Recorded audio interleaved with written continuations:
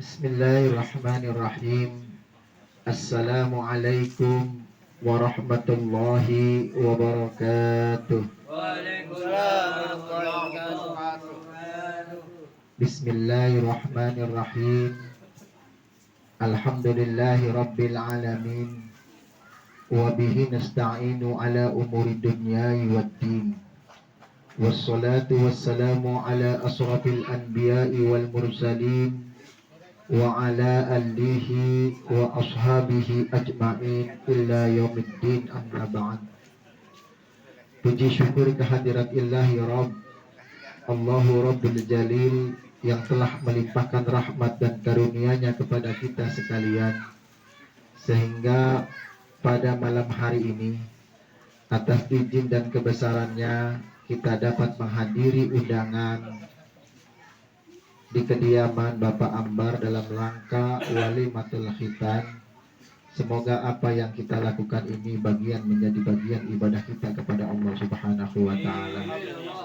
Sholawat dan salam kita hanturkan kepada junjungan Nabi Allah Muhammad sallallahu alaihi wasallam yang telah memberikan kontribusi terbesar bagi dunia ini sehingga kita lebih dalam mengenal Islam. Pertama-tama yang saya hormati Sohibul Hajat Bapak Ambar sekeluarga, yang saya hormati Bapak Ketua RT Bapak Endang Saifullah beserta jajarannya, yang saya hormati serta yang saya muliakan para alim, para ulama, guru kita akhina fillah Al-Mukarram Al-Ustadz Ainul Yakin, guru kita akhinal kiram Ustadz Hermansyah, terutama yakni adalah orang tua kita Mbah Ahmad yang senantiasa selalu hadir dalam setiap kesempatan, serta segenap para jamaah yang hadir pada kesempatan malam hari ini. Bapak Ibu yang berbahagia, izinkanlah saya untuk menyampaikan sekelumit tentang nasihat Rasulullah Shallallahu Alaihi Wasallam kepada seorang sahabat bernama Abi Dzar Al-Ghifari, di mana redaksi yang beliau sampaikan adalah, ya Aba Dzarrin, jadi di sapinata fa innal bahra amik wa khuzzil jada kamilan fa inna safara ba'idun wa khafifil himla fa innal aqabata ka'udun wa akhlisil amala fa innan naqada basyirun. Dari uraian tersebut kita bisa mengambil sebuah kesimpulan. Ya Aba Dzarrin, jadi di sapinah fa innal bahra amik. Wahai Abu Dzar Al-Ghifari, perbaharuilah kapalmu karena lautan itu sangat dalam sekali. Kemudian nasihat yang kedua, wa khudjid jada kamilan fa inna safara ba'id. Ambillah bekal yang cukup karena perjalanan sangat jauh. Nasihat yang ketiga, wa khafifil himla fa innal aqaba ka'udun. Ringankanlah beban bawaanmu karena lereng bukit sulit untuk dilalui. Wa akhlisil amala fa inna naqada basirun. Ikhlaslah beramal karena Allah Maha Teliti. Jamaah yang berbahagia, nasihat Rasulullah SAW itu ditunjukkan betul secara zahir kepada Abi Dzar Al-Ghifari.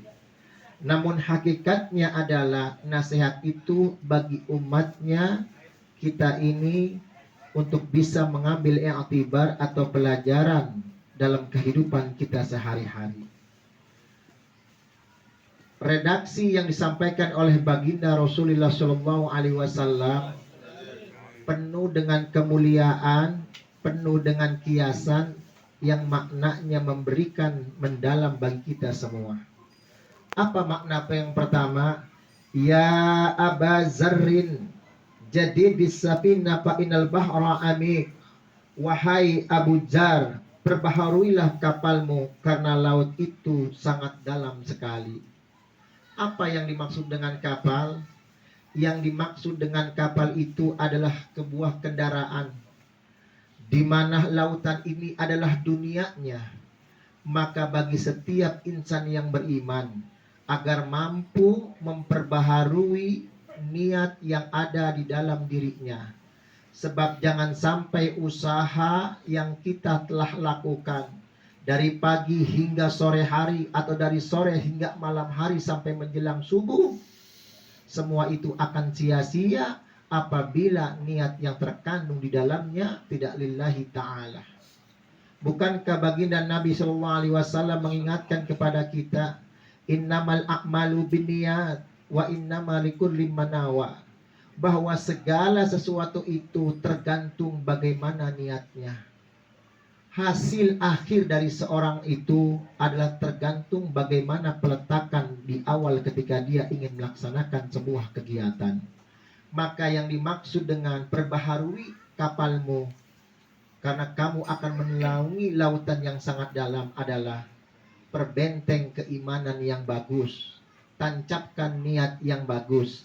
Dari niat yang bagus itu biasanya akan melahirkan sesuatu yang sesuai dengan harapan yang diharapkan Allah Subhanahu wa taala.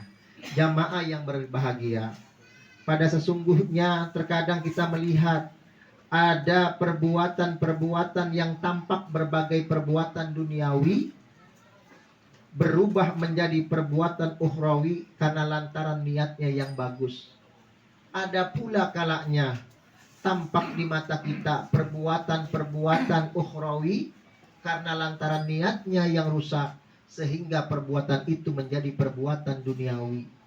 Maka memperbaharui kapalmu adalah mengingatkan kepada kita untuk menancap kuat-kuat tentang niat yang akan kita lakukan di kemudian hari.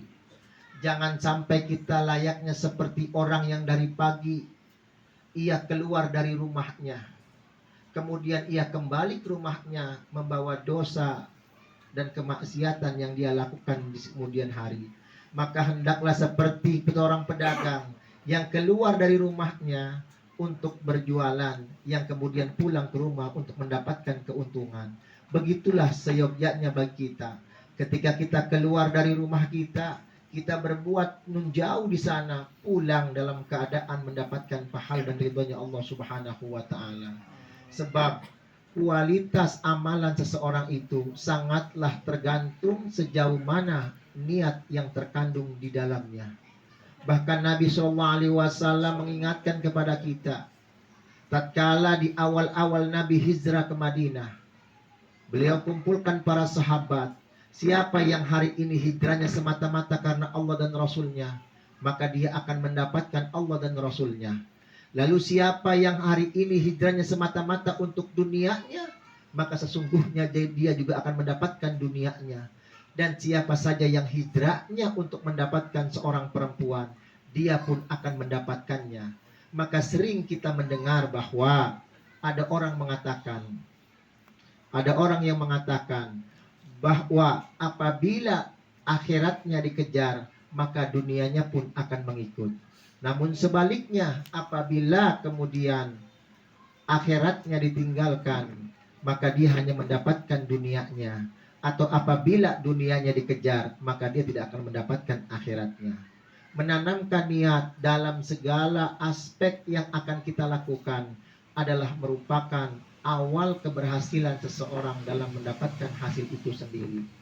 Berapa banyak perbuatan-perbuatan dunia yang nampaknya menjadi perbuatan ukhrawi karena semua tergantung bagaimana niatnya. Seseorang yang sedang dalam perjalanannya menuju rumahnya pulang dari kerja, kemudian kehujanan di tengah jalan, dia sebentar mampir di masjid sambil mengatakan, nawaitu i'tikafi sunnatan lillahi ta'ala, aku niat i'tikaf sunnah karena Allah Ta'ala. dia masuk ke dalam masjid untuk menghindari derasnya hujan dan panasnya matahari. Kemudian dia bermampir sebentar, padahal sesungguhnya kelihatannya itu dunia, tapi karena lantaran niatnya yang kuat untuk i'tikaf, maka itu pun akan bernilai pahala. Berapa banyak kemudian yang kelihatannya itu adalah sesuatu yang bersifat ukhrawi, karena niatnya yang tidak begitu kencang, itu menjadi bergeser menjadi perbuatan-perbuatan duniawi. Maka perbuatan dunia, perbuatan ukhrawi, semua bergantung kepada niatnya.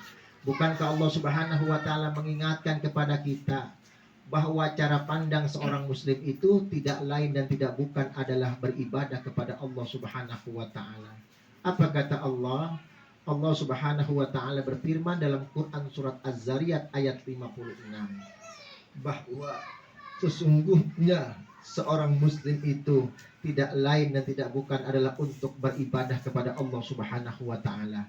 Baik ibadah mahdho, ibadah yang langsung berhubungan dengan Allah, maupun ibadah ghairu mahdho, ibadah yang berinteraksi dengan sisi manusia. Maka kesalehan pribadi harus diikuti dengan kesalehan sosial. Begitulah Islam memberikan arahan dan bimbingan kepada kita. Lalu yang kedua nasihatnya adalah setelah apa niat kita kuatkan dengan sekuat-kuatnya agar mendapatkan hasil yang begitu kuat, maka baginda Rasulullah Shallallahu Alaihi Wasallam memberikan sebuah kiasan yang sangat mendalam, yakni adalah ambillah bekal yang cukup karena perjalanan sangat jauh. Jamaah yang berbahagia, disadari atau tidak disadari, sengaja atau tidak disengaja, bahwa ukuran orang hidup bahagia di negeri akhirat adalah amal ibadah seseorang itu. Idza matabnu Adam in qata'at illa min salasin. Apabila anak Adam meninggal dunia, maka terputus seluruh amalnya kecuali 3. Shadaqatin jariyah, sedekah yang pernah dia lakukan ketika dia hidup di dunia. Yang kedua, ilmun yuntafa'u bih, atau ilmu yang bermanfaat. Dan yang ketiga, anak yang soleh. Maka ukuran orang untuk mendapatkan kebahagiaan di negeri akhirat, ukurannya adalah amal ibadah. Bahkan Rasulullah Shallallahu Alaihi Wasallam mengingatkan kepada kita, apabila orang meninggal dunia, maka ada 2 cara orang akan mendapatkannya. Yang pertama, orang yang baik-baik meninggal dunia, maka itu laksana seperti rambut ditarik di dalam tepung, maka tidak akan merasakan sakaratul maut itu. Namun yang kedua, apabila orang-orang yang tidak baik kemudian dia meninggal dunia, laksana sutra yang terlilit di duri dan ditarik, sebagus apapun sutra itu, maka dia akan robek seketika. Ini sebuah gambaran. Begitulah kiranya bahwa amal perbuatan manusia itu tidak lain dan tidak bukan takwa, itulah yang akan menjadikan sebagai kesempatan buat kita untuk meraih kehidupan dunia ini. Tidak ada bekal yang paling baik dalam pandangan Allah kecuali nilai ketakwaan itu sendiri. Ketakwaan itulah yang dibentuk dalam keseharian kita melaksanakan ibadah pagi, siang, malam, baik ibadah mahdho maupun ibadah ghairu mahdho. Bahkan ketika Rasulullah SAW bersabda bahwa bukan kurma yang akan sampai kepada kehadirat Allah, akan tetapi adalah nilai ketakwaan. Meskipun kita memberikan 1 biji kurma kepada orang yang membutuhkannya, maka nilai ketakwaan itulah yang akan sampai. Dan takwa itulah yang akan mampu menerangi jalan hidup manusia. Itulah yang digambarkan oleh Abu Bakar Siddiq radhiyallahu an dalam sebuah nasihatnya, ubud dunya zulmatun syirat lahu taqwa.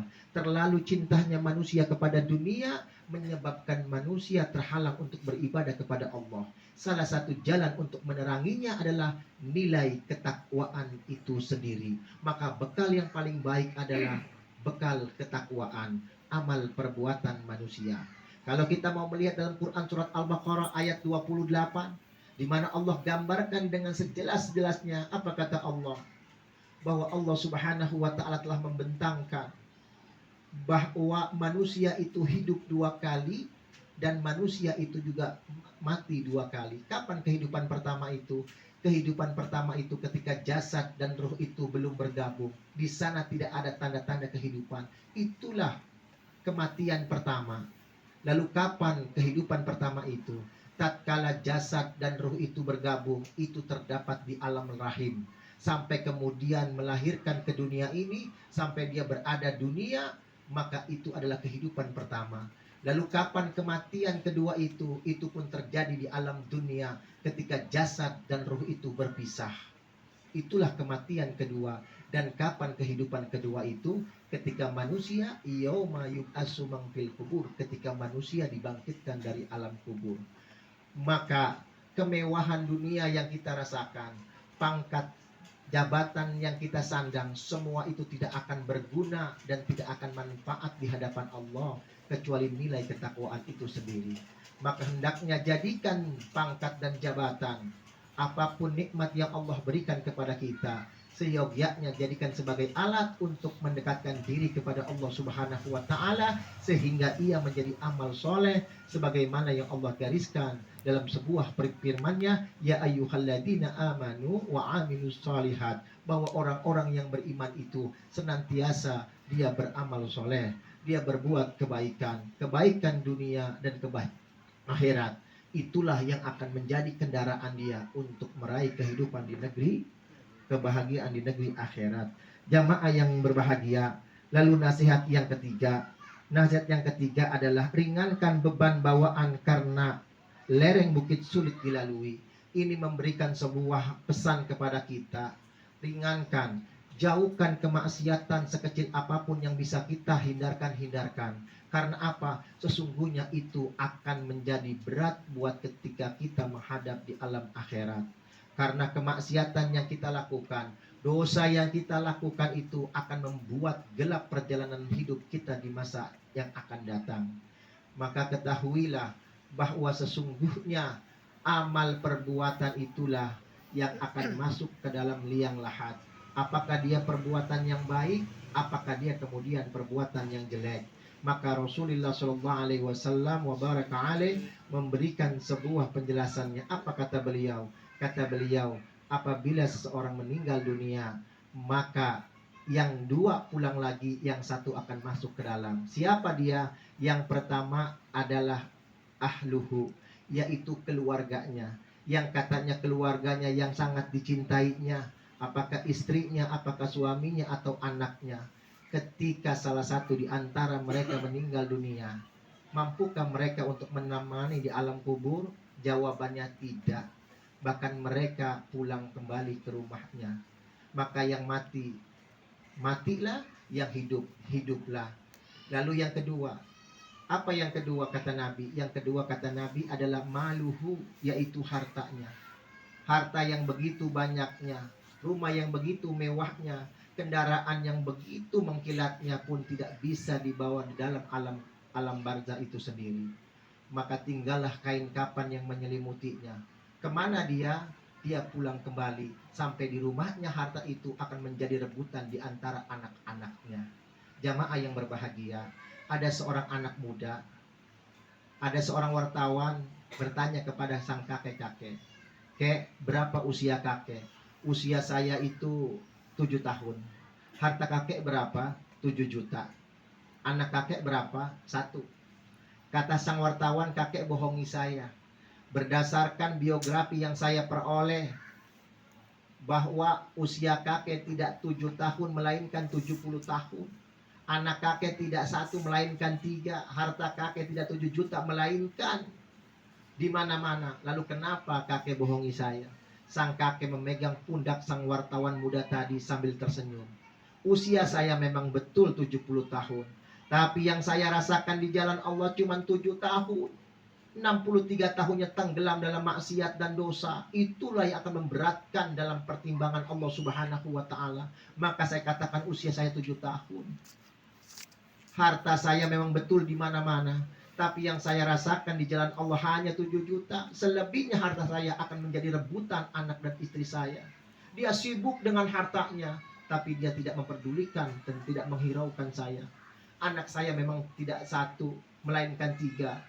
Tapi 1 inilah yang akan menyelamatkan akibat dosa-dosa saya, akibat harta saya. Dia yang akan menyelamatkan saya, memberikan syafaat kepada saya. Maka saya katakan anak saya 1. Jamaah yang berbahagia, bahwa tamsil atau perumpamaan ini adalah sebuah peringatan buat kita. Jangan-jangan kita ini adalah kakek-kakek itu, atau jangan-jangan kakek-kakek itu adalah kita ini.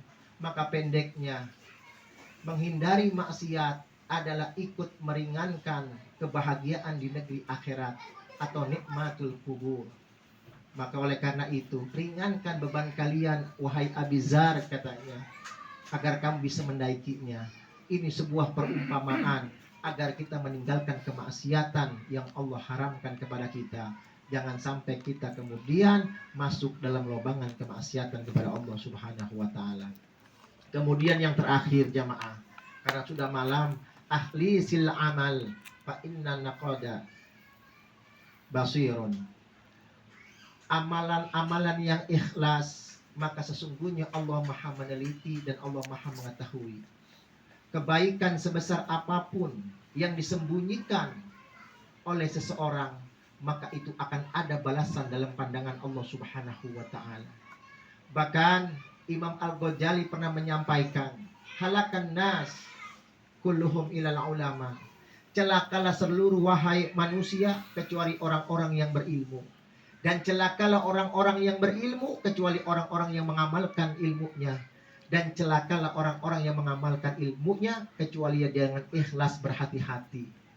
Begitu besar nasihat ini, bahwa amalan apapun yang kita lakukan, baik yang sunnah maupun yang wajib, baik ibadah mahdhah apun ibadah ghairu mahdhah, maka jangan sibuk bagaimana orang komentar kepada kita. Yang terpenting adalah kita melaksanakan sesuai dengan tuntunan baginda Nabi SAW dan ridhonya Allah Subhanahu wa taala.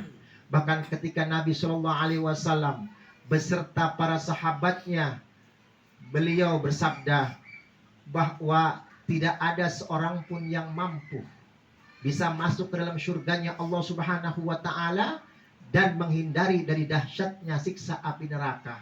Sahabat kemudian bertanya, "Ya Rasul, apakah itu juga berlaku kepadamu?" "Betul, itu juga berlaku kepadamu. Itu juga berlaku kepadaku." "Lalu untuk apa semua ini?" Ternyata Bapak, disinilah maha kemurahan Allah Subhanahu wa taala. Amal ibadah apapun yang dilakukan oleh seorang hamba, apabila dia niatkan semata-mata karena Allah Subhanahu wa taala, maka Allah akan turunkan rahmatnya kepada kita sekalian. Sehingga dosa-dosa kita yang berjuta-juta bahkan bermiliar-miliar itu akan mampu terhapus dengan amal perbuatan yang kita lakukan apabila rahmat Allah itu turun kepada kita semua. Rahmat Allah itu turun. Fa iza quri'al Qur'an fastami'u wansitu la'allakum turhamun. Apabila ayat Al-Qur'an dibacakan, maka simak, perhatikanlah, maka la'alakum turhamun. Allah akan memberikan rahmat Allah Subhanahu wa taala. Bagi mereka yang senantiasa mendengarkan kalam ilahi, kemudian meskipun mereka tidak memahami makna yang terkandung dalamnya, di situ rahmat Allah Subhanahu wa taala turun. Bahkan ketika seseorang yang menghadiri majlis-majlis ilmu, di situ juga rahmat Allah turun. Bahkan ketika seseorang yang apabila dia berkumpul diberikan sebuah makanan, dia menyebut nama Allah Subhanahu wa taala, maka itu pun rahmat Allah itu turun kepadanya.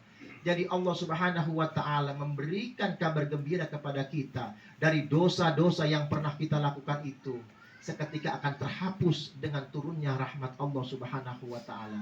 Mudah-mudahan nasihat yang disampaikan oleh baginda Nabi Shallallahu alaihi wasallam ini kepada Abu Dzar Al-Ghifari yang umumnya adalah buat kita sekalian, mudah-mudahan itu bisa menjadi cerminan buat kita sehingga kita bisa melaksanakan semua rangkaian kegiatan baik ibadah lahiriah maupun ibadah batiniah dalam kerangka ridhonya Allah Subhanahu wa taala. Aku li qauli hadza wastaghfiruhu innahu wal ghafurur rahim. Mudah-mudahan Allah Subhanahu wa taala merahmati kita semua. Wabil khusus sahibul hajat, semoga Ananda Zayyan Rashidan Anaf menjadi anak yang soleh, berbakti kepada kedua orang tua, bermanfaat buat bangsa dan negara, dan menjadi sebagian daripada kehidupan agama ini.